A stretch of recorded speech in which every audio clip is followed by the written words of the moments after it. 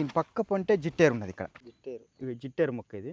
ఈ చిన్న పిల్లగాళ్ళకి ఇట్లా జిట్టు తాగకుండా ఏం చేస్తారంటే ఒక తాయితీ రూపంలో కడతారు అన్నట్టు. ఇది చాలా ఈ పల్లెటూళ్ళలో ఇది చాలా మందికి తెలుసు. ఇది ఈ మొక్క ఇది ఎవరికైనా కడుపు నొప్పి అయినా కూడా, ఎవరికైనా హెవీ ఫీవర్ వచ్చినా కూడా అప్పుడు వాళ్ళు ఏం చేస్తారంటే దీనిని ఈ వేరు ఉంది కదా, ఇది చూసుకొని చూడాలి.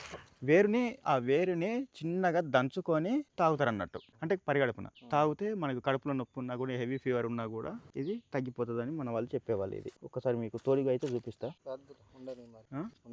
ఉండనిందా? ఓకే, మరి ఇదైతే జిట్టేరు. ఓకే, మరి చూద్దాం. ఇంకా ఉన్నాయి, అడవి మాత్రం దిట్టగా ఉంది. ఇంకేమైనా మనం ప్రకృతి ఎంత అందంగా ఉంటుందో అంతే ప్రమాదం. మనం వేసే అడుగు ఆచి చూసి మాత్రం వేయాలి. ఎందుకంటే చిన్న ఏం మిస్టేక్ జరిగినా కూడా ఊరికి మాత్రం చాలా అంటే చాలా దూరంలో ఉన్నాం.